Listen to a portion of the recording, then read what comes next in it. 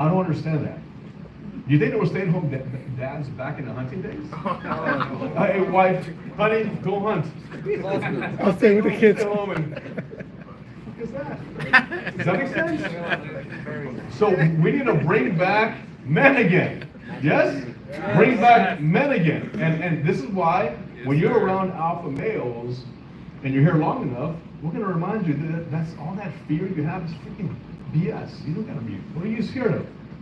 Watch us go. Out there prospecting with your guys. I love that. Prospecting, meeting people. That's called leading. That's what you do. Are men passive or aggressive? Aggressive. In Cali, it's a little bit different. I'm sorry, man. No, it's not. It's interesting, guys. Are men more confident with money? Yes. Hey, this idea of like, hey, I don't handle any of the money. My wife handles all that shit. She handles all the money. Do you know what happens to your confidence as a man when you don't know where the money's at? You know what happens as a man? You know what happens when you have money and you stack the money, you put it in your safe, you got $10,000, $20,000, you have $100,000 in a safe, and you have other investments. You know what happens to your confidence? How do you walk? You can look at people in the eye. When you don't have any money, you're like this. That makes sense. So you got to make a shift. You can't be like, hey, my wife handles finances. We'll talk a little bit about that. But when you have control of money, you know where your money, when you can make the money, you know where it's going. You have your investments. You have full control of that. This idea like I don't handle the finances because I'm not good with money is BS. Imagine the moment when you run out of money. Who are you going to blame? Hey, honey, I make the money. I bring in the money, right? I bring in the money. And your wife says, well, we don't have any money. What do you say? It's my fault. It's your fault. You're handling the money. You're responsible. No, you're the irresponsible for not managing the money. Does that make sense? And you need that confidence, man. We'll talk a little bit about that. Our men stay-at-home dads, I mentioned that earlier.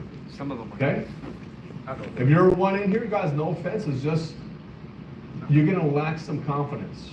You're gonna lack some ability to go lead your family when you're relying on your woman to provide. Are men scared of pressure? Again, I give you guys some examples already. Are men supposed to work less than women? No. Are men scared of rejection? But you still are. Because when you talk to go prospect people, make phone calls, you're still scared. Don't we all want to overcome that? Yes or no? Yeah. By the way, doesn't it even sound a little bit ridiculous that we're even talking about this? Because you're like, dude, I'm a man. Yep. Yes or no? Machista. Yep. I'm the guy in the household. Make a phone call. I don't want to make the phone call. Go talk to somebody. I'm scared of rejection, bro. You gotta grow something. Should men lead their marriage and family? Yes. Yes. Guys, the last 4 years, have you guys seen a breakdown of the family? Have you guys seen a division where men can become women?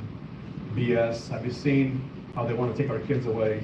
Have you seen how they want to confuse our kids? Yes or no? Yes. We can't let that happen. We can't let that happen at all. And should men lead spiritually? Yes.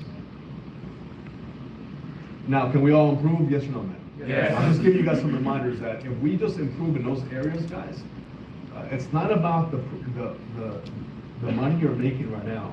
It's about the influence you're having on your kids and then your wife and your last name. Make sense?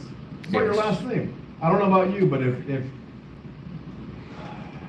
Pat would say, your first, when you pass away, you have a funeral. You have maybe, let's say you have some kind of influence. 100 people show up at your funeral. Okay? Year 2 on your anniversary. 50 people show up at your funeral. Year 3 on your anniversary. 20 people show up to your funeral. In year 4, you're forgotten. Yeah. Anyone heard of Dale Carnegie? Yeah. Dale Yes. Carnegie? There's a book, I'll talk about it. It talks about 38 letters. The 38 letters. Carnegie, one of the wealthiest men in the world, with everything he built, he writes letters to his kids, and you'll learn more about it. But it's about how you want to go lead your family and be remembered. Integrity. Let me continue. When values, thoughts, feelings, and actions are in alignment, a